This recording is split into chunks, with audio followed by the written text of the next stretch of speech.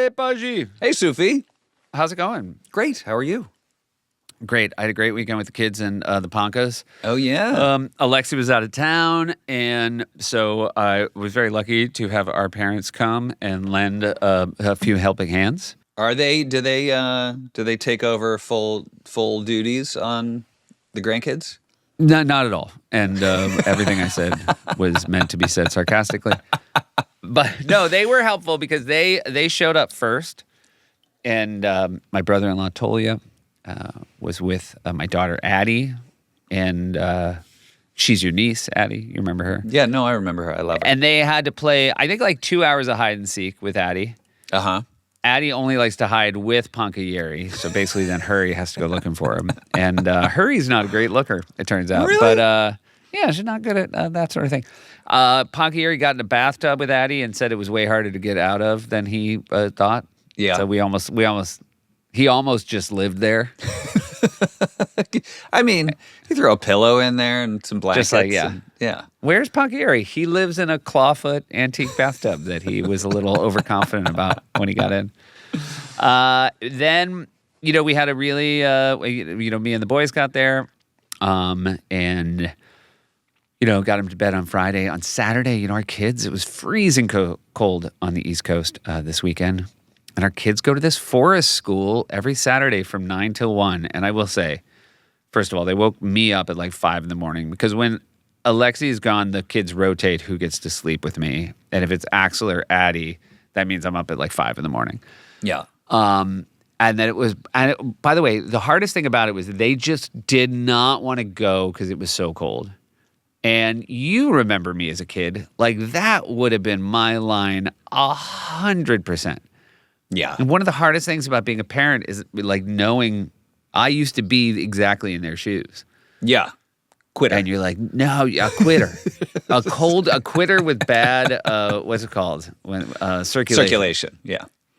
Like a little white-tipped fingered quitter. Mm-hmm. And so, and I just like held the line, but it was a 4-hour fight because as soon as they knew it was Saturday and what that meant, it was just a 4-hour fight. And then I got him out the door, and Axel screaming that the snow was too deep and he was going to get stuck in the snow. And then we dropped him off at forest school, and I just, their sort of a teacher was like, where's Axel? And he had already, like, for fun, gone and, like, buried himself in a snowdrift. Like, immediately got him there, and he was doing all the things he was so afraid of.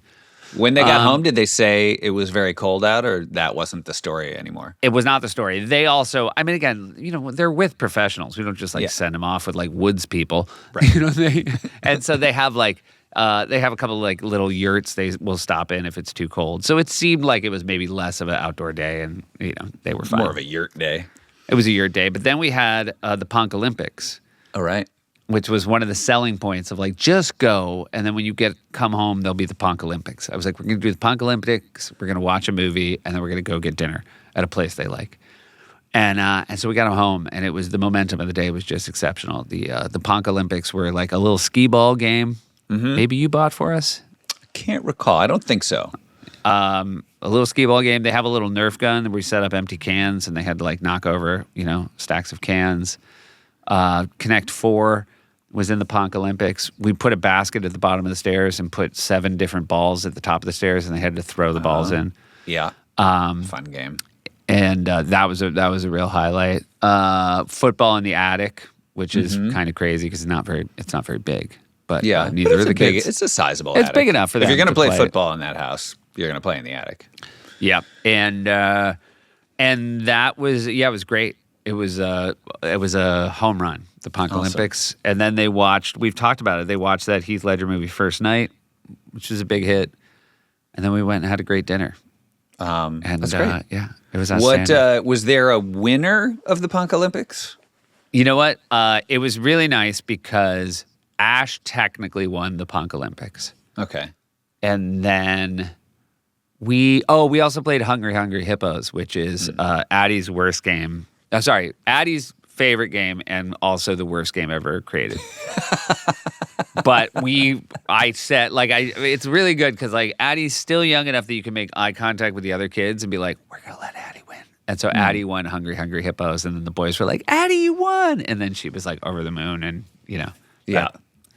But football kind of in the end was the tiebreaker, and Ash again 9 and 7. It's very hard for a 9-year-old to lose to a 7-year-old, but he won, and everybody was in a great mood. Great.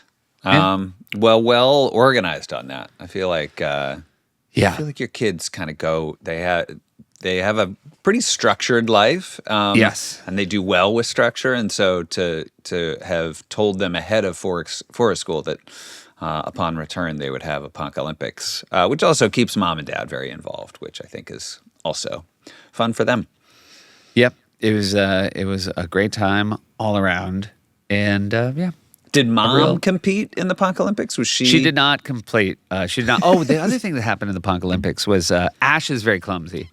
And at one point, Ash was just like running, and he was like, I'm just like, stop running in the house. You just like, all you ever do is fall, and you're never in a rush. Yeah. But he ran to reset up the cans, and he clipped his side on like the coffee table. And he was like, ow! And Dad said, oh, that's going to leave a mark. And then Ash looked at me and goes, well, that doesn't make me feel better. And it really made me laugh. And then instead of it being a secret, I said, Pankayeri, Ash just pointed out that when you hurt yourself, you don't want to hear somebody say that's going to leave a mark. And Pankayeri was like, oh, I'm sorry, Ash, I shouldn't have said that. And then Ash just the rest of the day kept going like, that's going to leave a mark, remember? And it was like, got like progressively less funny. And then 3 hours later, Addie banged into something on accident and then just goes, that's going to leave a mark. And everybody was like, oh my God, laughed so hard. And you could tell Ash was like, I've been saying that all day. Yeah, it's delivery. Yeah. It's how it's callbacks. Yeah. I'm like, for her, it was a callback. For you, it was just like saying it. Yeah. But it was great. That's awesome. And now we have a Nikolaj Coster-Waldau. Yeah. I mean, at the forefront of a lot of current news as a Danish gentleman whose wife is from Greenland. Yeah. Has a house in Greenland. I think we were both surprised. We were both surprised to find out exactly how tied in he was to geopolitical events. Yeah. But yeah, I mean, we all know him as Jamie Lannister. But he's got season 2 coming out of The Last Thing He Told Me. And he's got a great travel series called The Optimists Guide to the Planet. Highly recommend. Yeah. And also, we learned in this that he has a little doc travel series all about Greenland. So if you want to actually learn about a place that our current government is threatening to just take. Yeah. If you want to it might be his fault because his doc made it so alluring. Yeah. You know what I mean? That's the thing. Because now we know, of course, about the current family in charge of this country. They're real documentary people. They are. And they probably watched a lot of docs to get ready for their doc. Just based on the way they prepare. Can't imagine they went in blind. Yeah. So it's probably on him. You know what? Probably on him. All right. Enjoy the conversation. Thanks, everybody. Family trips with the Meyers brothers. Family trips with the Meyers brothers.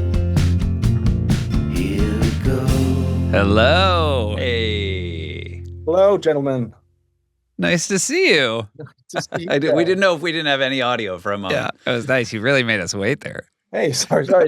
Well, I'm all the way in London. That's why. You're in London? Right. I'm in London, yes. I'm just here for 2 days. So that's why. So just, that's not mine. That's a hotel. Oh, okay. It's very helpful to let people know that's not yours. Where's home now? Where do you live full time? Home is Denmark, just north of Great. Copenhagen. And we also have a place in Greenland. My wife's from Greenland. Oh, fantastic. Well, you do really for now. Awkward. You do for now. Really awkward. What a weird time this must be for someone like you. Yeah, no, it's very strange. I think it's strange not just for me. Everyone I know in the U.S. and in Europe, strange is one word. I was just in Greenland over Christmas and New Year's, and it's a small people the Greenlanders. It's only 57,000, but like they, to be honest, they are petrified because it's a strange thing to have like the big Yeah. military power in the world saying we're going to come get you. But let's Yeah, there's move not much you can do to plan. No. Like, so how do we, you know what I mean? on. I know. What are we stuck up with here? But Can I ask, so what is, talk us through though, like, I would imagine not your first holiday season you spent in Greenland. What is a holiday in Greenland like? Because I feel like one of the crazy things about it being in the news is how little any of us know about Greenland or its people or its customs or what it's Yeah. like at all. Well, it's for us. We have a big family up there. It's very cozy. You know, it all happens. You know, Christmas Eve is on the 24th. Is when you get together. You have a big dinner. You dance around the Christmas tree. You sing some songs. You hand out presents.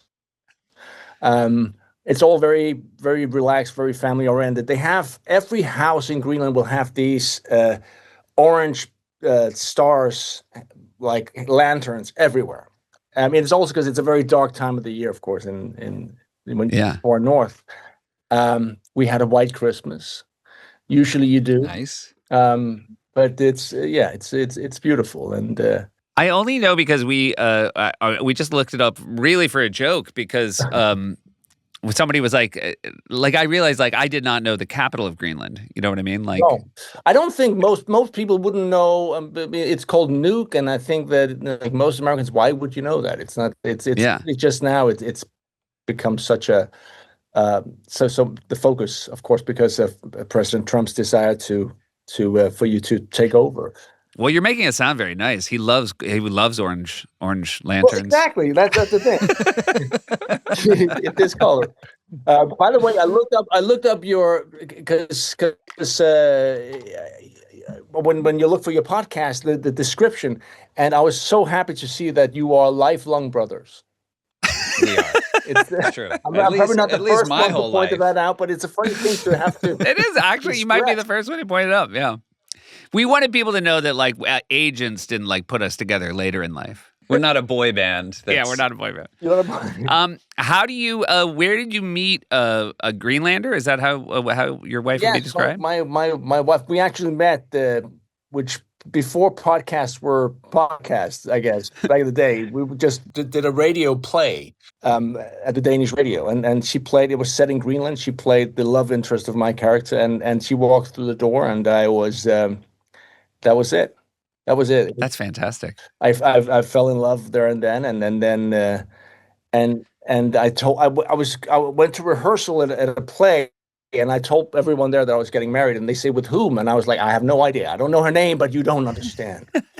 And That's the best. It's crazy. But and then we did a movie in Iceland that summer. I suggested to the director. I was writing the script with him, and I said, listen, we haven't found this woman to play this character. I just met this actor. I think she would be amazing. You should test her. And he did, and she got the part. So we got to spend a summer in Iceland, which was incredible. And then actually we talking about road trips. We did a road trip in Iceland. I mean, that's a great place to take a road trip. Was it a winter Iceland movie or a summer? It was summer. Iceland It was movie? summer. It was, Yeah, it was there you go. beautiful. But it was well. Actually, it was it was a horrible. It ended basically with me crashing a car into a parked car in Reykjavik, which turned out to be the car belonged to the Russian ambassador, and I totaled his car, and it was not a good look. But apart from that, then after that, and also it was a car I bought from someone in production, so I had to take that. It was terrible, and also I didn't have a driver's license, so there was a lot of things that were lined up that did not play out well. I hesitate to ask almost, but how do you total a parked car? Well, that's because you got to hit it. I went. Pretty good. I reversed into it. I went up a one-way street. As I said, I didn't have my driver's license. I was getting a driver's license. I was living in London. I was 25, and in London you get like a provisional license, and Sure. I managed to persuade people in Iceland that this was a real license, and you just folded it up, and then I borrowed this car from production and this movie we were doing. I was going up the one-way street. But actually, also on top of this, we were shooting that day, and I was still in makeup, while driving myself. And in my character was wearing an all red velvet suit. I had tattooed two snakes on the side of my face. I had bloody hands. Anyway, going down this one-way road, I'm like, oh no, it's the wrong way. And I thought I looked back, and then I just reversed full. I wanted to go there way too hard, and I just reversed into this parked, beautiful car. And I look over, and it's a big house, and there's a guy standing over there.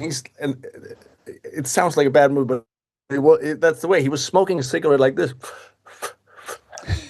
And then he looks, and then he runs in, and then like 10 seconds, I'm standing there trying to say, oh, well, this is bad. I have to face the music now. And then this guy comes running out, and he's big, and he's beet red in his face and angry, because he'd waited 6 months for this car. And he's the Russian ambassador, and he wants to kill me. He wants to send me to the gulag. And then the police comes, and I hand over this provisional driver's license. I'm going to jail for this. But it turns out the police, I can say this now, it's 30 years ago. I hope I can say this now. But the cops in Iceland didn't know the difference between a provisional and a real license. So I got off. And then after, and he was still so angry. And I understand, listen, today I would be, oh my God, I understand. He was so angry. But I had 2 bottles of wine that I bought in the back of the car. And I ran after the guy. Hey, Mr. Ambassador, I'm so sorry. I hope insurance. And he took these and he smashed these wine bottles. And I don't blame him. And then 2 weeks later, we did another road trip. I don't know why I shouldn't be driving, clearly. I don't know why she went with you. I mean, she obviously true love. True love. But then we went to a place called Snæfellsjökull, which is like this volcano, this old glacier on a volcano. And then that's when I proposed to her. Wow. So how long after you met her did you propose? That was 5 months. 5 months. Wow. So there you go. You knew. In the ambassador's defense, I feel like if somebody totaled my car and then the way they apologized was ran after me with alcohol, no, you don't I'd be have like, to, buddy. there's no defense. It's I'm the asshole. There is no. I also imagine you come out, you hear that thing, and someone says, "Oh my God, someone crashed your car," and you come out and there's a guy, a 26-year-old happy dude standing there in a red velvet with snake tattoos on his face, going, "Hey, I'm an actor. I'm sorry, this is not how I look." It's And then he takes a tiny little piece of paper out of his wallet. Look, I know how to drive. No, literally, and it was like provisional here. This is my license. See, I feel like I'm trying to work backwards. You had scenes in that shot in Iceland during Game of Thrones. Did you go back there to shoot? No. But you never did, huh? But I've been back. I love that country. It's amazing. I've been there quite a lot. I shot a movie that I also co-wrote called Against the Ice a few years ago, and then I did this whole series called King and Conqueror a couple of years ago, also in Iceland. It's been I think overall a couple of years up there. They have great crews in Iceland. Amazing. They have the best studio in the world called RVK Studios. It's just like it's an amazing place. Yeah. How long is the flight from Copenhagen to Nuuk? To Nuuk, it's 4 hours, 4.5 hours. Okay, gotcha. Oh wow. Yeah, and it's further than I would have thought. 4 hours and 15 to New York from Nuuk. So it's gonna be. So, I literally it could just open the flight in the summer. You can fly now from with United to Nuuk, and I took that flight to New York. It's it's No, I mean we can talk a lot about Greenland. I have a lot to say, but maybe it's maybe it's not right. Yeah. Well, so I have a question then. Do you think if you had not met a Greenlander, you would have ever gone to Greenland? Well, my dad worked when I was a kid. He worked at the U.S. base at the north. There's an Air Force base at the very top. Yeah, there's quite a few, I believe. That's one. Yeah. There were. Now there's just one. And he worked there for years. I mean, you weren't allowed to go visit, but I was so curious, and he would always bring home stuff back, like baseball glove and stuff like that. And actually, a couple of years ago, I did a documentary where I traveled around Greenland, and I was allowed to go and shoot at the base. So we started there. It was 2018, 19, and because inside this baseball glove that my dad gave me, it actually says, that it belonged to the base gym. So I thought, okay, Wow. I'll bring it back.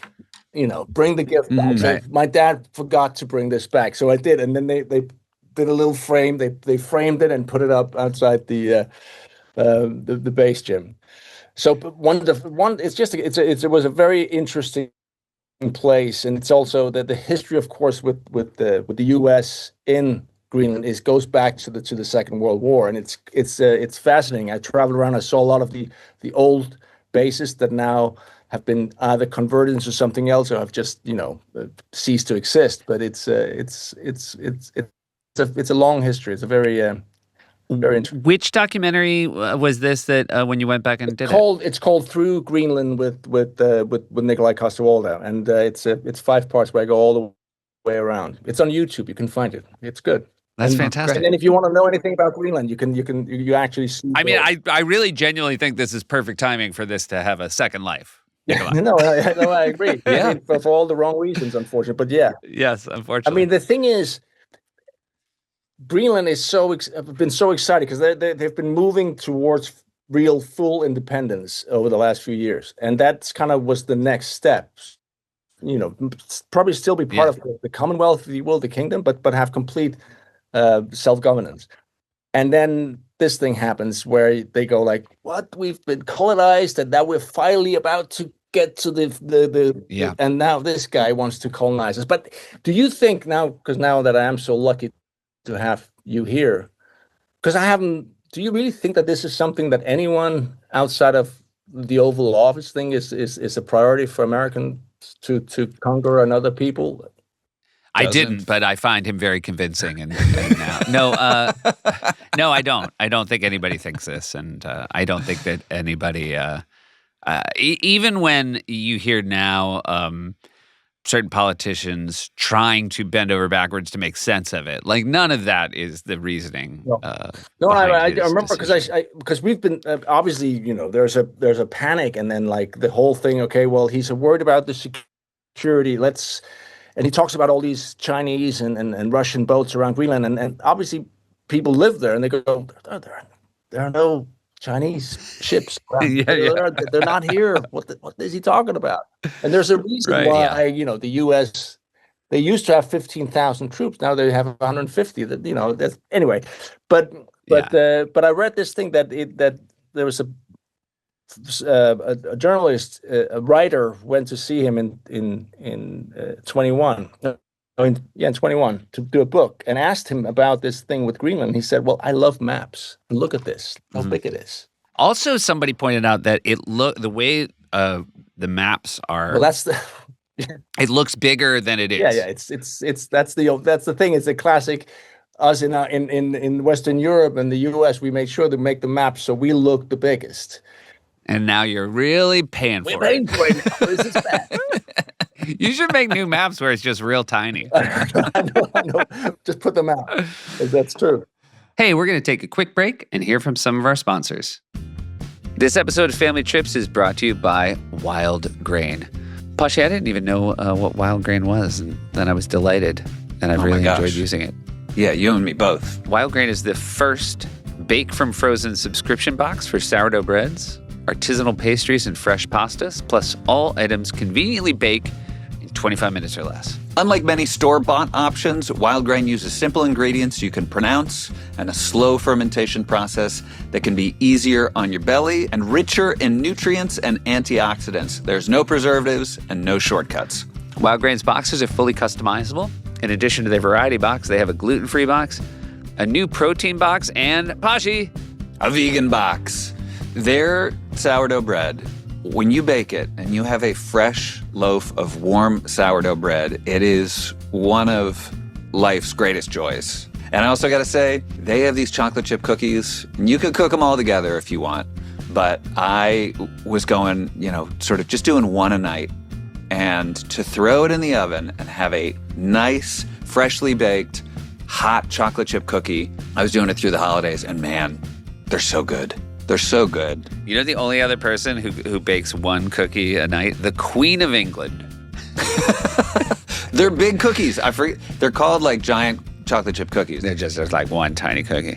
Also, it's nice. Like 25 minutes left for sourdough bread is great. Because remember during COVID where a sourdough bread took 45 days? Yeah.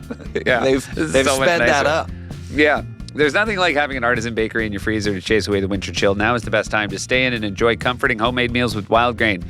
I highly recommend giving Wild Grain a try. Right now, Wild Grain is offering our listeners $30 off your first box, plus free croissants for life when you go to wildgrain.com/trips to start your subscription today. That's $30 off your first box and free croissants for life when you visit wildgrain.com/trips, or you can use promo code TRIPS at checkout. Support comes from Delete Me. Hey, Baji. Hey, Sufi. Delete Me makes it quick, easy, and safe to remove your personal data online at a time when surveillance and data breaches are common enough to make everyone vulnerable. And Pasha, I don't want to feel vulnerable because of things that are online that I don't even know about. Yeah. No, nobody likes that feeling. It's awful. Delete Me knows your privacy is worth protecting. So you sign up, you provide Delete Me with exactly what information you want deleted, and their experts take it from there. You know what I'd like to delete? My college yearbook photo. Do you think they could clean that up for me? I don't know if they can get that off for you. Yeah, but well. they could get all that. Well, your phone number sometimes can show up in places, your email address. Addresses. The dark web is not a good place to have your stuff. Yeah, your home address.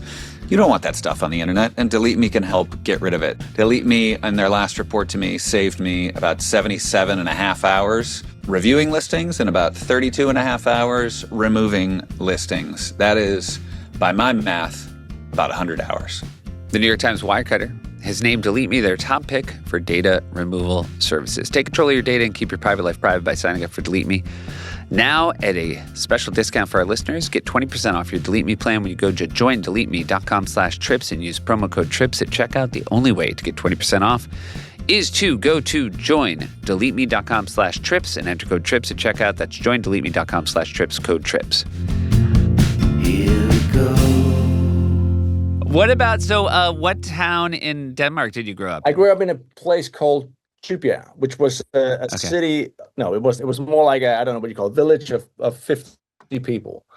Where I grew up, there was a church, there was a farm, and then there was a school, and that was about it. And it's one of those. I mean, you find them in a lot of European countries where you have like one. Back in the day, one big farm, and then the houses there were basically for the workers. And then there was sometimes in 68 or something, a guy had this idea that this place was he was gonna build a whole new suburb to this place. So he started, and he built 3 houses basically, and that was it. And we lived in one of them. One of the 3 houses. Main Street number 18. That was us. So that was me and my 2 older sisters and my mom, and I was thinking about this, because I was talking to you, and we had our family holidays were usually. My mom didn't have much money, but we had a Fiat 600, if you know what that is. It's the tiniest man. Yes, of course. Like tiny, and then she would put our bicycles on the roof, which so the car was higher than it was, like ridiculous, and then we would go usually it would be to Sweden for a week, but she also once took us all the way. She was very ambitious. She drove to Spain, which is a long drive in a Fiat 600 that goes at maximum speed of 50 miles an hour. And she decided to do she wanted to go across the Pyrenees. I mean, she had to go through the Pyrenees, but she said, I want to go the picturesque route, which of course is like these tiny little, serpentine, whatever you call it. And turns out my mom and my sister have extreme fear of heights. So she had a panic attack on the way up. But luckily enough, my mom at that, she was 30. I mean, that's the funny thing. When you get older, you think back. Yeah, no, you can't believe. My parents were like nothing. But she was 38 or something, like late 30s. She was hot. So I remember, no, but I remember like this blonde Scandinavian going, I don't know what to do. And then there was always so many really friendly Spanish guys that would fix the car, would make sure that we got up there, and we would always have a place to stay on the way. And And for years I didn't understand because there was a guy who even came to Denmark to visit us, and I thought that was so sweet. And then now of course I realized, oh, she found someone, but Yeah. but it was just yeah. You really, the funny thing is you don't really appreciate the things that your parents do when they do it. You do it like appreciate it like 30 years later when it's kind of too Yeah. late. You know what I mean? Like not too late, but it's like, wow, my God, my mama, she didn't have any money and she put all us kids in a tiny car and she drove all the way just so we could. I mean, driving. Yeah. I mean, how long does it take from Denmark to Spain? Right. That Like in seems like that car, it was days. 3, 4 days. And we had a tent, like a 2-person tent, the tiniest tent that we would stop. Yeah, I don't know how she did it, but Do you remember, like, when you think back to it, was that trip, did it seem like a fun it was an adventure? amazing adventure. And that was another Yeah. thing. Okay. Obviously, I packed my back with my comic books and some real books, and then that would be the entertainment. And then, of course, you would do that thing. You would just be talking and singing and having fun on the way. I know Yeah. it sounds like, I mean, I'm obviously older than you guys, but we didn't have, these things. That Yeah. was only the entertainment that we came up with. And Yeah. but it was Yeah. such an adventure just to sit and also to see Europe and see I mean, incredible. Would you stop in little towns along the Well, way, or were you sort of like at Spain or but bust? I also remember seeing my first computer game at like some gas station somewhere. They had one of those, one of the biggest ones, but it was the what's it called? This one, doot, doot. Pong? Yes. And I was playing Yeah. that. I was like, it was. I mean, my God. Already then you go, oh my God, I want more of this, please. I know. Yeah. And now I can't even fucking do. I can't take a shit. I can't take a shit without a phone now. It's crazy. It was interesting. We were just talking about, again, like how we're in this weird era where like our kids and the adults are getting addicted to phones at the same time, right? Like I didn't grow up with Instagram, but like it has the same effect on my brain that it does on kids. But then we were remembering, my wife and I were like, also we would like play like Brick Breaker on our, Blackberries. It's not like we were like, we never looked at our phone for dumb shit. And again, No, it's but we like do you it said, all like the you saw time. Pong and you're like that. The thing is, that's why it's so. I mean, I mean, clearly it's the brightest people that come up with these things. They are very smart and Yeah. making sure that we get addicted to this. I think it's come to this point now where I do think I believe that we have to accept that we cannot control this. We Yeah. can't. We need to put some kind of guardrails in because it's kind of like tobacco, right? You go, yeah, in a free world, why if people want to smoke, well, like whatever, like they should do whatever they want, but actually it's really harmful. And I think that's what we're Yeah. seeing now. How were Danish schools good about it? Do you feel like, or is it all happening at the same time? Well, I've missed that because obviously, I was, it wasn't an issue for me. And with my kids, they didn't have phones. Well, I mean, obviously when they got into their teens, then it started, but they're 20 Right. and 25 now. I think they missed out on the worst thing. And but I know that I mean, you can't. I think you're no longer allowed to have your phones in Yeah. school, which I think is a good idea. I mean, but also there is something about how do we, because I also hate this idea that we have to ban everything. Like, and obviously, I think we should ban phones from schools, but this idea that we that I mean, I don't know. There has to be a smarter way of doing this. Because we. Why is it? I mean, because we know that these things, when they do so it's all for profit. It's all about the algorithms. We know that. Couldn't we just go in and say, listen, it's all good. We want you to make money, but you can't do it like that. Yeah, it would be nice. I think if there everyone's lock screen showed how many their daily hours of screen time, and you couldn't hide it. So anywhere you were, that was your lock screen, and people would see that you spent 9 hours a day on your phone, and that became a point of shame. I'm sure some people would would take it as a point of pride.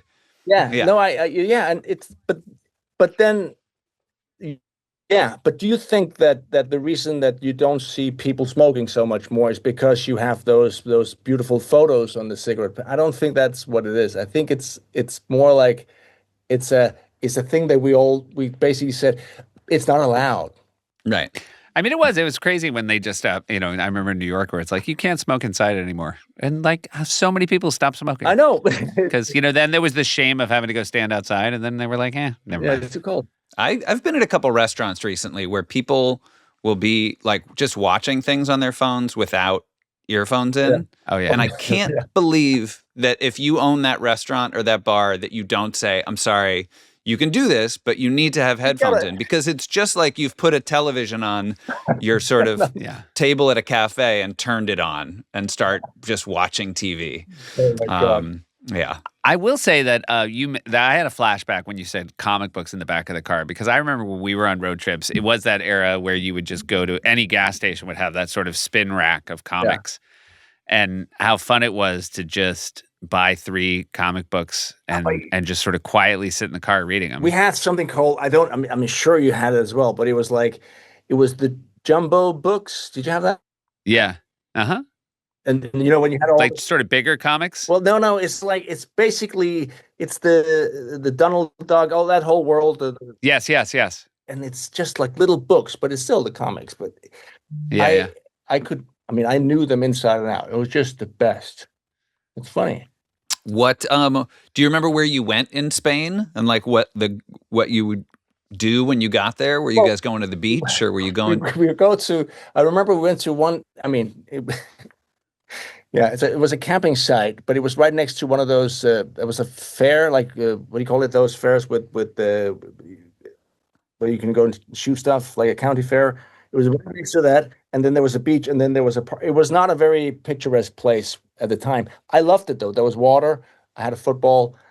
Hey, what else can you? That was just heaven. I mean, Yeah. the thing is, you don't need much. Were you close with your sisters? I was. I mean, yes. I mean, they were my sisters, but they were like a little older, 4 and 8, and so there was. Yeah, I was the annoying little brother. So I was always out looking for someone to play with, and I usually Yeah. would find someone, right? Especially camping sites. There's always kids, and yeah. How far from Copenhagen were you? Well, as a kid, it was like that felt like that was a different world. But it's just an hour away driving. But Yeah. I remember the first time I went to Copenhagen. I was with school, of course. You had to go look at museums. But I remember seeing my first Burger King, and I was like, "Holy moly, that's incredible!" It's so sad, isn't it? And then many years Yeah. later, not many years, like 10 years later, I was National Theater School in Copenhagen, and we had an exchange program because there was the fall of the Soviet Union, so Russia was suddenly becoming accessible, and we did this exchange with Russia. And I remember going to, and this was when the McDonald's had just opened in Moscow, and I remember going there and just seeing the lines around the streets in Moscow, and I was like, oh my God, they must have felt just like when I saw my first Burger King, which is so sad. I feel so sad, but it was good times. Yeah. That's Tivoli Gardens is Copenhagen, right? That Was is that Tivoli a, Gardens. was that a, Oh my a God. destination? Oh my God. Yes. Have you been? No. We We have. have. Isn't that so Yeah, cool? we were there together. That's the best place. I mean, that was my, yeah, I've been to Tivoli Gardens a lot. I grew up in the countryside. But my parents were from Copenhagen. So I had my grandparents in Copenhagen, and they were very much working class. So there was one spot at Tivoli Gardens where you would go to, and you would, and it's funny, it's like at different times, right? But back then, it's so different from how we deal with our kids, right? But back then, I don't know if it was the same for you guys. You would go in there, you would go to this place where the grown-ups would sit down, they would order food and drinks, and then you a little bit of money or something, and off you went. And they would sit there for all the hours at Tivoli Gardens until you came back, and then you would leave why would you go to? I mean, it's a funny thing how it's such a strange generational difference, at least, back then. And Right. my family, I'm not, but the lives between kids and grown-ups was a very separate one. Like you were that classic thing, seen but not heard, right? If you know what. Right. Yeah. And then it feels like everybody wins because, of course, kids love freedom and parents love when their kids are gone. And no, exactly. And now, of course, I mean, I've like always been so childish. I mean, like I don't want to miss out, and I want to go do all that, which is it's sometimes I go, should I just did I get in the way of the kids just having fun with their kids? I'm like, oh no, let's go up. I want to be this is what all that stuff. Why? Yeah, there was a game in Tivoli Gardens, like a midway game, where you'd pay, whatever it was, and you'd get 3 wooden balls, and they had plates, some like nice blue and white plates that were held on by these tough metal clips. And you'd throw these wooden balls and try to smash the plates. And I remember we smashed one and we were like, what do you win? And they were like, no, you don't win anything. You get to smash. You just throw it for the pleasure of smashing the plate. And we were like, oh, even better. Like, let's keep doing this. And it was so fun. I think it's called, if I translate, the fun kitchen. It's basically a lot of plates. You just get to smash plates. Oh, that's great. Yeah. The fun kitchen. You're right. What would make a kitchen more fun if you could just destroy it? Destroy it. Yeah, rather than do the dishes. How old were you then when you went? Oh, I mean, late 30s. We went. We went on a trip. That was the Helsinki, right? Yeah. So I ran the Helsinki Marathon in 2007. Okay, the question has to be, what was the time? Not great. 4:01. I've never done a marathon. Yeah, me either. I will tell you, my goal was sub 4. And so to be 4:01 tells you how hard a marathon is. Yeah. That you like at no point could I be like, just kick it out. Yeah. You know what I mean? Like there was literally nothing left. We had so our interesting thing was we started in Copenhagen. And then our next stop was Stockholm. Am I getting this right, Posh? I think we went Stockholm, Copenhagen. But everywhere we went, they couldn't believe they were like, what? Like when we were in Stockholm, they're like, why are you going to Copenhagen? And when we were in Copenhagen, they're like, why are you going to Helsinki? And then like we were going to go and then we bailed on Tallinn, Estonia. And in Helsinki, they were like, Tallinn? But it was really funny. Do you feel like all the Scandinavian countries have a little bit of snobbery about the other one? Oh, well, it's competition. It's friendly competition. But it's funny you said, because I went, this is embarrassing, to Helsinki for the first time last year. And Get out. I know. What a great place. Yeah. What a great place. Yeah. Yeah. It's great. I mean, and I've been doing this other docuseries where I travel around the world, and we made it to Finland, and just incredible country. I mean, it's so cool. Yeah. That's the Optimist Guide to the Planet. Exactly. But But the funny thing you say that there is definitely a competition between like the Swedes, especially the Swedes and the Danes, I think, and then the Norwegians. They're kind of their own thing because they're so rich and wealthy. Like you can't really. They're just annoying because they're like. They used to be. But even I went to Norway. I was in Norway with my wife, and we were hiking in the national parks and staying in those huts. Yeah. And everyone we'd meet, they would say, why are you here? Why you should be in this other part of the country. And I would say, I'm exactly where you are. I know. Like, why are you here? Don't tell me to be somewhere else. Sure. I'm in a national park in Norway. I think I'm doing pretty well for myself. Well, also, like any place in Norway is beautiful. It's like, you go, what are you talking about? This is amazing. I'm in a fort. Yeah. I know. Yeah. Hey, we're going to take a quick break and hear from some of our sponsors. Support comes from Fitbod. Hey, Bashi. Hey, Sufi.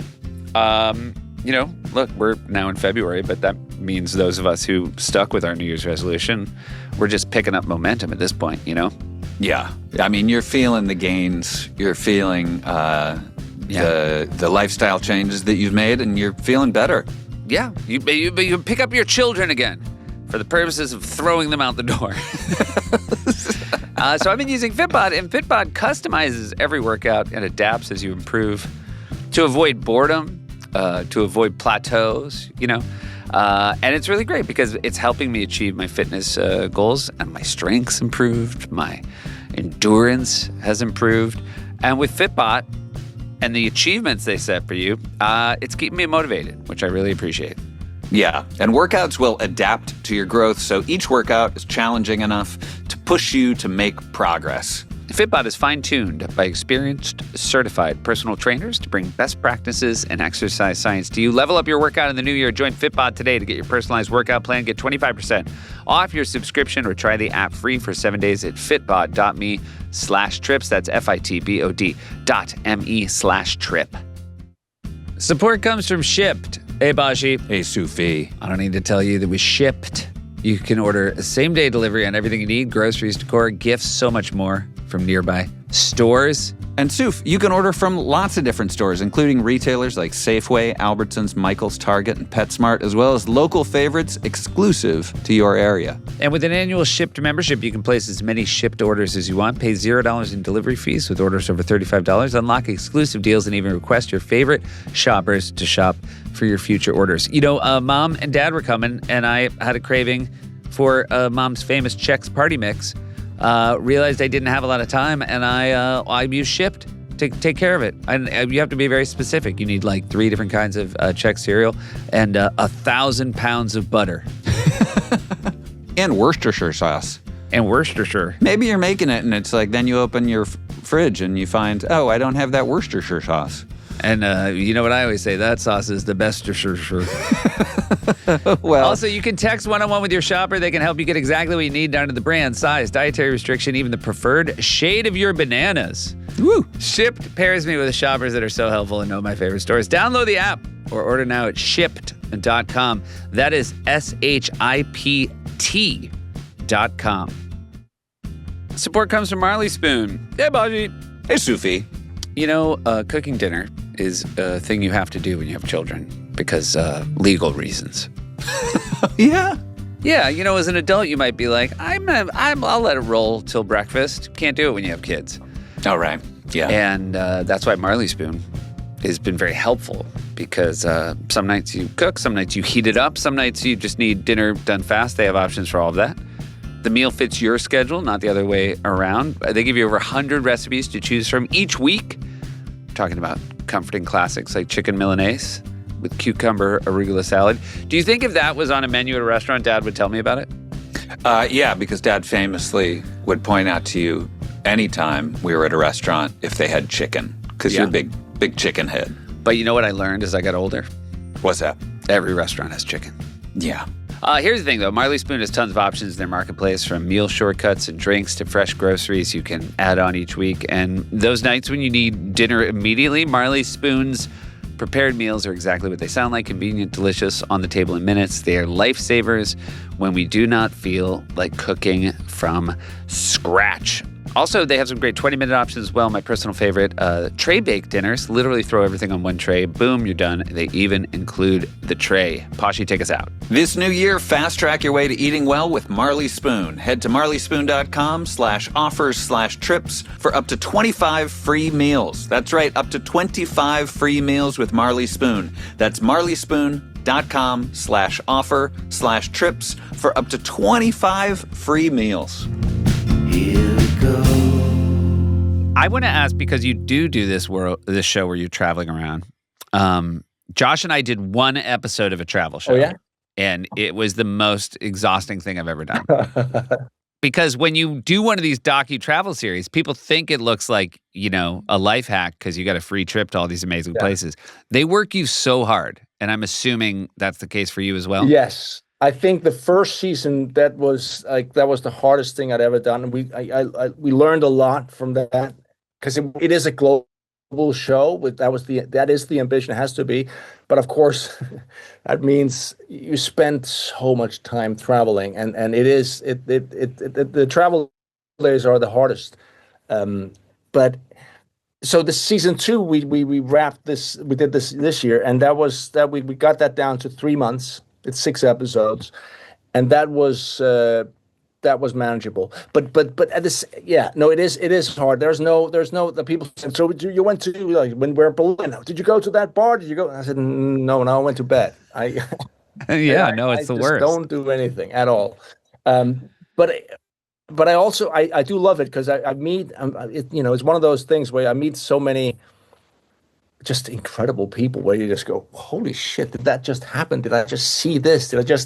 I'm in India. There's a guy just catching, like grabbing a 14-foot king cobra out of a little hut, and I'm standing right next to it, and he says, "Don't move, it might kill you." And I'm like, "Okay." It's just incredible. Like that's like that doesn't normally happen. Or but or I'm the top of a mountain I mean, there's so many things that happen in that show that makes it worthwhile. That I'm just very grateful for. How did it come about that you are the host of this show? I mean, they obviously had to find somebody who would be down to do this sort of travel and be amazed by the sort of things. Yeah, no, I think it was a combination of things. I know that I'd done that little the little show in Greenland, and I really enjoyed that. I enjoyed that thing of just having my a crew and just meeting people and trying to just because also Optimist guy, we meet people that have incredible solutions, ideas, but it really is about the people. It's about getting to know them more than anything, and I do enjoy that. So I think they'd seen that show, and then they reached out with this idea, and then I said, okay, it was quite different. Then I said, okay, well, I'm interested, but we have to shoot in a completely. It has to be as free as we possibly can. Meaning, you do all the research, you get all this stuff lined up, but I want to be in control of how we tell the story. I mean, how I engage with people, and we have to be willing to follow the story wherever it takes it. So that means that if suddenly we hear someone talking about a snake in another village, well, let's just go and get that instead of finishing our what's scripted. And they agreed, Yeah. and that makes it so much fun to do. It's also, as you say, exhausting, but it's obviously I love doing it. So I mean, I feel very lucky to do it. What was the show That's you guys? great. What did you guys do? What was it you did for one episode? It was called The Getaway, and it was Anthony Bourdain had produced it. I don't think he ever did an episode, but we lived in Amsterdam for 3.5 years for myself, close to 2 years for Seth. After college, we worked for a theater. And so we know that city very well. And they just pitched it to us, like, would you guys want to do the Amsterdam episode? And And you did. it was really fun. We turned it into a trip. Seth was on Saturday Night Live at the time. And so sort of brought a bunch of the cast and a few of the writers and was like, hey, my brother and I are going to shoot this thing. But as soon as we're done, why don't you guys like spend 5 days or so? And But it was so tiring. And it was at least you're doing a show about like the environment. Like when you do one of those like Bourdain shows, there's so much eating and drinking. Oh, yeah. And so like it's like 4 PM and they're like, I remember dinner's coming up. You're like, I can't eat again. You know what I mean? Like all we've been doing is eating and drinking. Like it really spoke to the kind of guy Bourdain was, that he could just do those things, like just grind them out. yeah. I will say we used to do this thing when we lived in Amsterdam where there was this what was it called, All Night Horror? Yeah, Josh? the all night horror show. Yeah. Where it was a movie theater, and you'd buy tickets, and they would show horror movies all night long. And I realized one of the first time we did it, we saw the remake of Night Watch because it was like yes. 1997, but it wasn't your Night Watch. It was the Ewan McGregor one. Yeah, but was that your first? That's a horror movie. That was your first movie, right? Yeah, that was the very first one I did. Yeah, it's funny. That's fantastic. It's so good. I met Ewan. We did a movie called Black Hawk Down a couple of years later, and Of course. he said, "Don't watch it. You promised me you don't watch it." Which is fine, but I mean, it was. Yeah, no, I was very lucky. That was we actually did a sequel to that movie a couple of years ago, which was the most bizarre thing. I mean, I enjoyed it with great people, but that thing about don't go back to. Sometimes it's better to leave those things past, Right, where they belong, where they were beautiful. Also, that thing, I'm sure you guys, sometimes you go back and you look, because I've been doing this for 30 years, and you see, like, when you start out, and you remember the work you did as being like, this was like cutting edge, like we were so, you and your friends were, and then you watch it and you go, God, it's old. It's really, it's not. It's no longer like snappy. There's not that many shows that last. You know what I mean? Like it's a rare thing. It is. I also think also if you make something good, then it inspires stuff, sure. and so then when you go back and watch it, it feels weirdly, even though it's the original, it feels derivative because you've seen so many people inspired by it, which is that'll be interesting.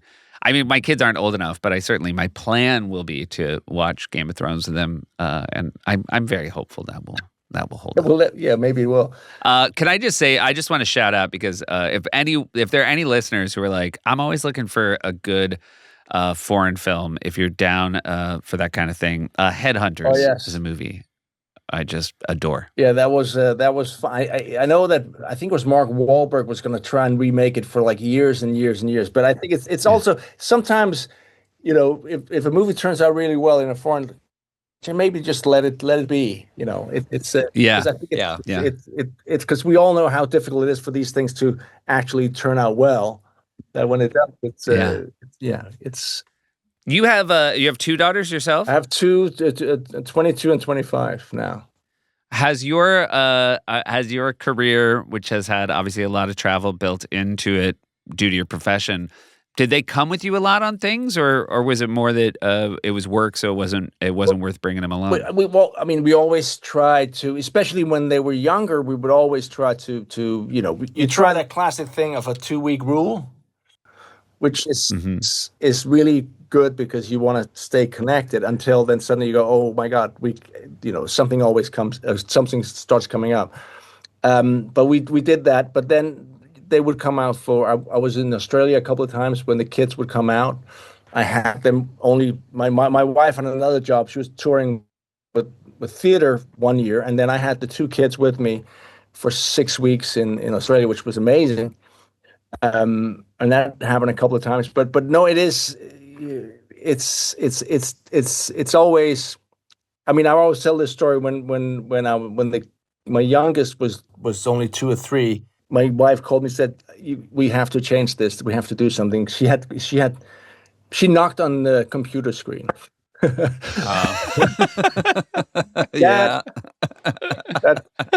You've done enough. That's pretty you've good. Done enough FaceTime then. It's time. Yeah. Well, that's good. I mean, and then do both your kids still live in Denmark? They still live in Denmark, both of them, and both of them have already started acting. They want to go down that path. I get it. I mean, if both their parents do it and love it, it makes sense, right? Yeah, no. I think, it's like whatever they want to do. It's like, as I keep saying, so if you're passionate about it, if this is what you want, if you just whatever you do in life, just love it because, life's short. Yeah, that's great. Where would you guys take vacations, just the 4 of you, when you weren't working and when your wife wasn't working? Would you? Yeah, I mean, we would do I would go skiing. Like skiing, we love that. We have done that a couple of times. We would always, because we are this mixed family of Greenland and Denmark. So we would always try to get up to Greenland. In the summer, the south of Greenland, we have a place there, a small little cabin where we would go. So because it's obviously important for us that they are as Greenlandic as they are Danish, our kids. So that was important that they. So we would spend a lot of time up there, and then we have this thing every 2 years because we have our family is kind of Denmark and Greenland, and then we also have some in England.